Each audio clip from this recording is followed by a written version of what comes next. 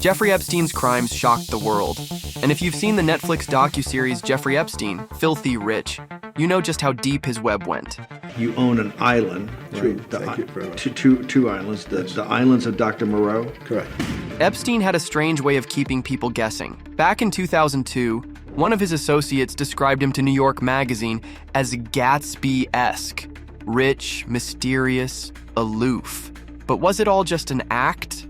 Donald Trump, who knew Epstein for years, once said he was a lot of fun to be with, and that he likes beautiful women as much as I do, and many of them are on the younger side.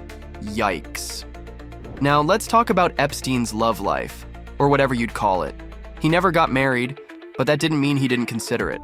According to New York Post, he once said in 2014 that if he were to marry, it'd be Selena Dubin. At the time, she was just 19. But here's where it gets extra weird. Selena was the daughter of his ex-girlfriend, Eva Anderson Dubin. And no, Selena and Epstein weren't even in a relationship. Disturbing doesn't even begin to cover it.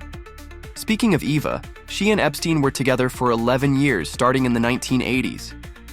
She later testified during Ghislaine Maxwell's trial, denying any involvement in Epstein's abuse and saying she was fine with Epstein being around her children, who even called him Uncle F.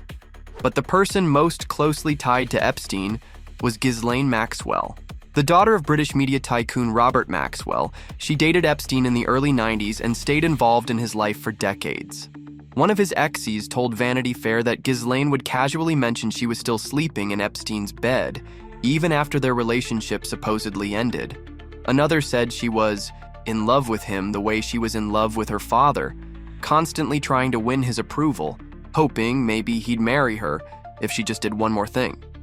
What was the crime of which you were convicted? Two counts, one soliciting prostitution and procuring a minor for prostitution. That loyalty took a dark turn. After Epstein's death, Maxwell was arrested in 2020 and charged with helping him exploit underage girls. She was found guilty of multiple charges and, in 2022, sentenced to 20 years in prison. During sentencing, she said, "Jeffrey Epstein should have been here before all of you. It is not about Epstein, ultimately. It is for me to be sentenced." A rare moment of acknowledgement, but for many victims, far from enough. I obviously wish I'd never met him. Looking back now. Epstein was known to surround himself with very young, often blonde women. According to Vanity Fair, his Upper East Side home even featured a photo of 1980s actress Morgan Fairchild, apparently his type. Attorney David Boies, who represents several accusers, explained that while not all women around Epstein were underage, many were in their early 20s and caught in what he described as Epstein's sex trafficking orbit. Victims were given cash payments if they could bring other underage girls to be similarly abused. And that's how he continued to expand the number of new victims that he had. His relationships weren't just secretive, they were deeply manipulative. One ex said Epstein would go on about polyamory, knowing full well she lacked the self-esteem to challenge him. When she refused an open relationship, he cut her off. Another ex, a Sports Illustrated model, said he always had to have a model on his arm, calling him emotionally stunted and without an inner world. And in public, he often showed up with unnamed companions, always introduced as a guest or mystery woman. One of his former girlfriends summed it up best. He wanted to seem like a man who controlled everyone, who collected people, who could damage people. The Epstein files are making waves again, and people are not buying the official story. No client list, really? And we're still supposed to believe Epstein took his own life? People have doubted the story for years, and Trump's recent comment only made things worse. Are you still talking about Jeffrey Epstein? This guy's been talked about for years. You're asking, we have Texas, we have this, we have all of the things. And are people still talking about this guy, this creep? Why so defensive, Donald? It almost feels like there's more to the story than he's letting on. Let's rewind a bit. Trump and Epstein weren't just acquaintances, they were buddies. Their friendship goes back decades, with both men living it up between New York and Palm Beach.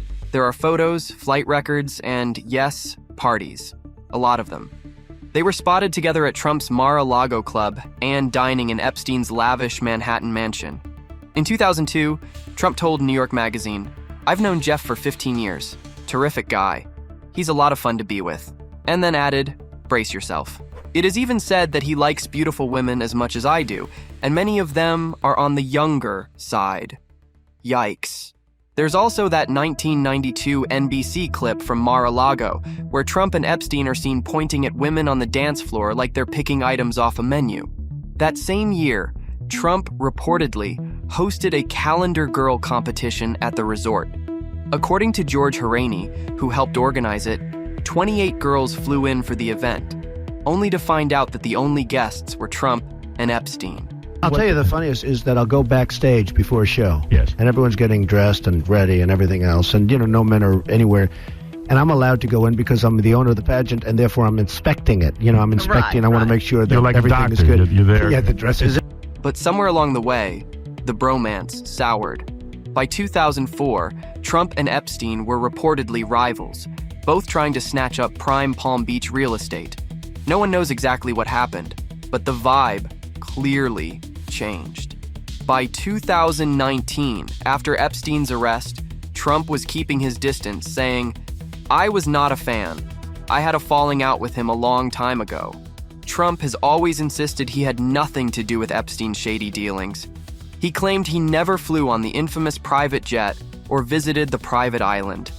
But then, the flight logs came out, and according to those, Trump flew with Epstein 7 times. Would you declassify the Epstein files?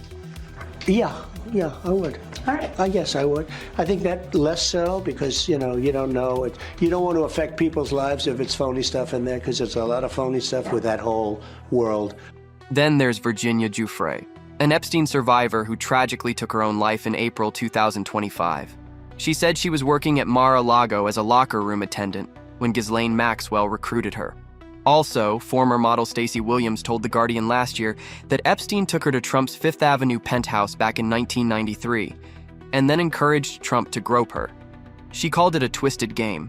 Trump denies it ever happened. But what really sent eyebrows flying were the recordings released by journalist Michael Wolff. In tapes from 2017, Epstein described himself as Donald's closest friend for 10 years. He painted a pretty grim picture.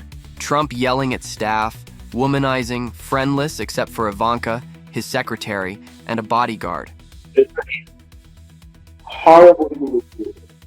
According to Epstein, Trump was almost functionally illiterate and only read the Page 6 gossip column.